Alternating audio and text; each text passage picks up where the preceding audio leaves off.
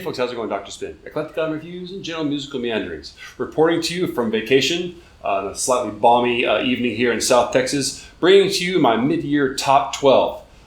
This set of albums that sort of have risen to the top over the course of the last 3 or 4 months have gone through a real serious vetting process, and I'm pretty satisfied with the end results. And these albums are going to get special dispensation at the end of the year when we do the top 20, so expect to see these ones show up at the end of the year as well. So a couple other things to keep in mind. I don't limit myself to just albums that were released in 2023. Any album from the history of music is eligible. This has to be something that was new to me this last 6 months or so. Also, only one artist can be represented per album. That actually shows up as a topic in this particular post, as we'll find out. Also, these are in alphabetical order. I didn't put these in rank. It's not a number one. We're just starting from the beginning. We'll save that complexity for the end of the year.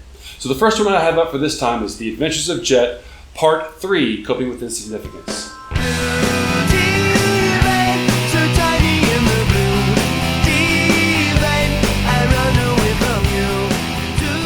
This is a 1999 release from the band that sort of rose from the ashes of Bob Goblin, pretty much the same band that's due to some legal complications, call themselves Adventures of Jet. And just like Bob Goblin, they have the same angular, streamlined, and intellectually incisive approach to power pop, I think. Still now, over 20 years later, it still seems remarkably clear of vision and relevant today. Next up, I got Any for Enrike's Empty Airports.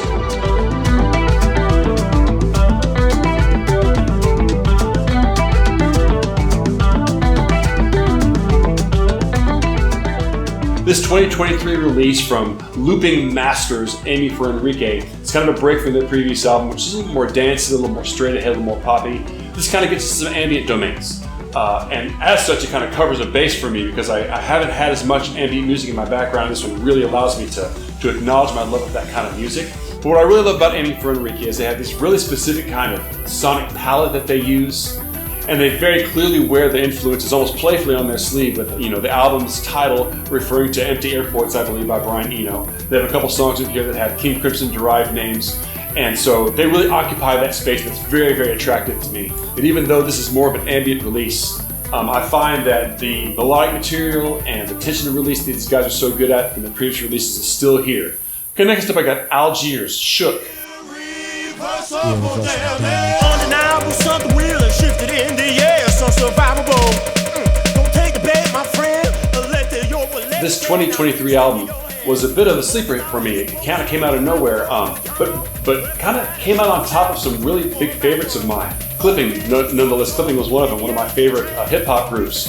These guys kind of edged them out this time around. And what I really like about them too is like a lot of really interesting current black music is they're really kind of reaching into the corners of the black diaspora and pulling all these different influences in to show the diversity within black music. But here they have things more like, thrash and gospel and spoken word things showing up on this one. And I think that's a really interesting commentary on black music in general, and they do it in a way that's really, really compelling, but also moody and dark and textured. Okay, next up I got Alvvays, Blue Red.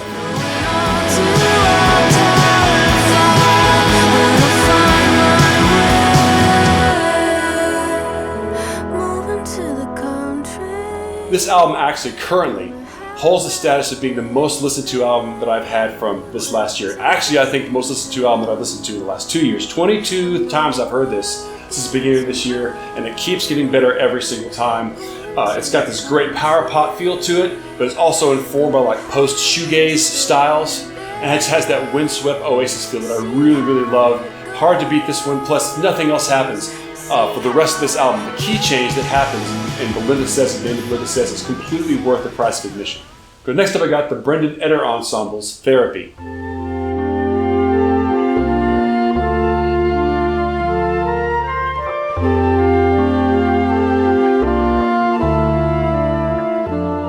Brendan Eder took a little bit of a return to chamber styles this year with this release over his previous one. Last year was a little more jazz influenced.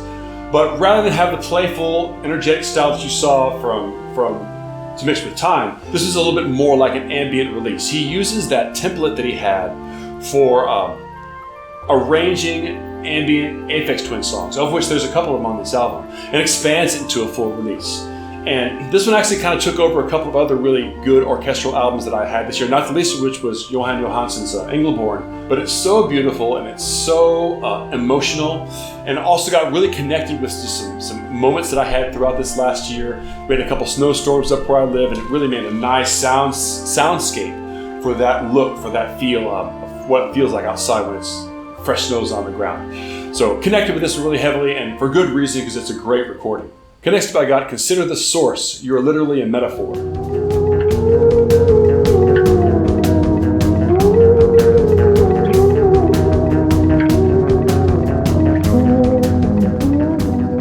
After decades of being sort of in this band's orbit, I finally got a chance to see them, and that opened up the whole floodgates for me. Fascinating commingling of heavy metal, djent, progressive metal, world music, sci-fi styles, all these kind of ambient things and themes fitting together to a really, really unique package. Also chops, incredible chops on all three of these musicians, but even though they do have times when they exhibit those chops for the sake of chops, that's not the whole point of this album. It's got these beautiful themes that sound like a Mongolian shepherd looking out over the mountains, and you've got these really super angular, brain shred moments. It's an incredible work by some guys that have really put in a lot of effort to cohere into something unique. Okay, next up I got Ghost's Meliora.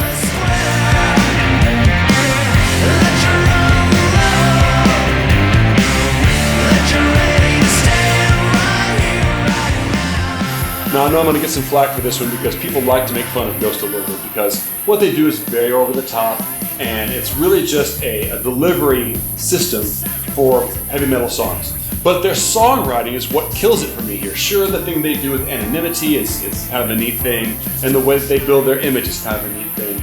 But really they write killer songs in that style that pay homage to the history of hard rock, but also reinvent it and make it theirs on their own. I think most importantly, the style of vocals that they use on this, even though they're very straightforward, are actually kind of, I think, unique in the style. It has a little bit more to do with 90s grunge than the heavy occult metal that you would associate with the 80s and that sort of thing. Great disc. Okay, next up we got Karate's The Bed Is in the Ocean.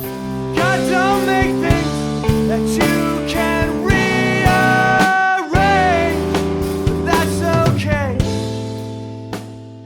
Like the other releases I've gotten from Karate, The Bed in the Ocean is a very, very organic sounding recording. It sounds like three guys playing live in a studio. And if it's not that, then it's a pretty good job of capturing that. What they really do great on this album is take the ethos of punk rock and post-punk music and just kind of put it through the shredder of jazz improvisation. It almost feels like there's times where this album sort of almost falls apart and then it comes back together where these songs kind of emerge and then they go back out and come back in. But also the chemistry of these players makes a lot of these things sound very, very worked out. So it almost veers into like progressive music, almost like Rush trio excursions. But it never feels very worked out, so it seems very live. You're watching this whole thing kind of unspool before your ears, and it's a great thing to see. Okay, next up I got Lunatic Soul's Through Shaded Woods.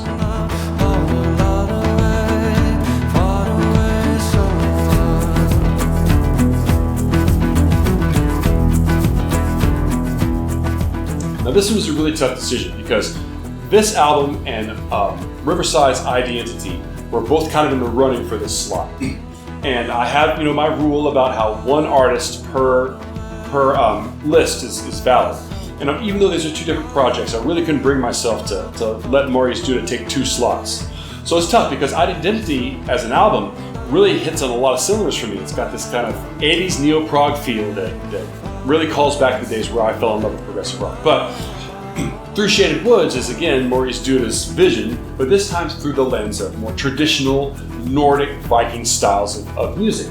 And both of these are totally brilliant. They're both equally insane in the amount of creativity and coherency in their different manifestations of Maurice Duda's vision.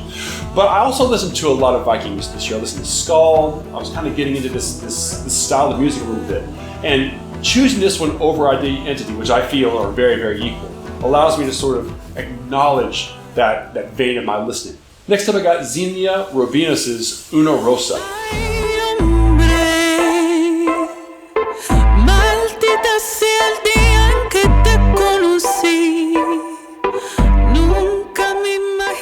From the very first second of this album, it presents itself as insanely creative. Xenia Rubinos has a Latin American background, but also did some academic studies. And this is a great example of when a person pulls on their own experiences and puts it through the sieve of sort of intellectual musical study and comes up with something pretty novel. I've been playfully referring to her as the Latin American Imogen Heap because I feel like she sits in that vein of creativity that Imogen Heap also has, but her own personal spin on it definitely makes it her own unique thing. Next up, I got Sloan's Steady. Scratch the surface. There's something living on the other side. Scratch the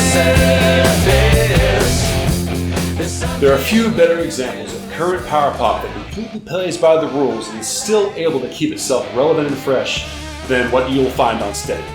I had other power pop albums that were great, but not the least of which was Big Star's #1 record. But what Sloan has over that is, first of all, several decades worth of refinement and experience in the style before they even get out of the gate. And from then, having another 20 years worth of experience in the style refining themselves. Even though Big Star sort of sits at the root of the power pop family tree, you're starting to see like its most ripe fruit when you start talking about Steady. And finally, I got Soccer Mommy's Sometimes Forever.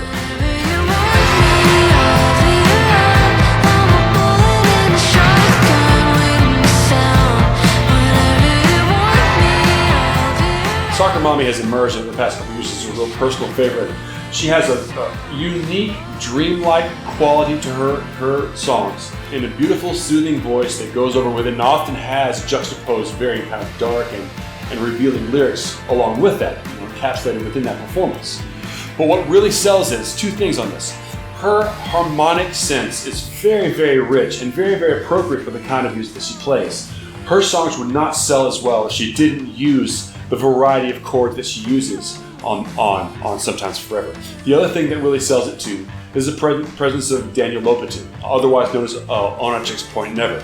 He's an electronic artist who's had a whole career on his own doing sound installations for museums and doing some ambient and experimental electronic solo albums. But here he really shows his musical awareness because he really stays out of the way for the most part and lets Soccer Mommy do her thing on this album. But conversely, if you know where to look for it, you can see his thumbprint on things. There's a couple songs here where he pushes more towards an electronic feel and makes it feel a little bit more like a Portishead album, which is a great sound for Soccer Mommy. Also just has these sometimes little flourishes in the middle of a song where this blossoming electronic tapestry that shows up and then fades back into the background to allow the song to continue. So Sometimes Forever is another great entry in Soccer Mommy's catalog, and it's kept her on my radar now for 2 years straight.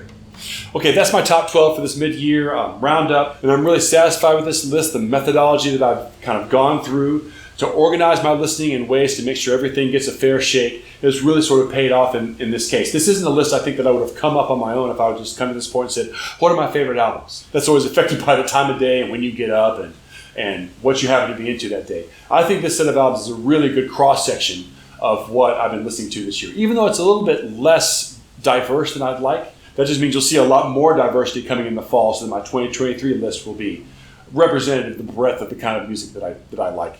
If you like this video, please like and subscribe and share it out to your friends. Also, follow me over on Spotify. I have all these things up on a 2023 playlist. Also, I'll be starting my fall bracket very soon, so now's a perfect time to get involved with the viewers bracket. I'm working on the viewers bracket right now. I'll release that one next week.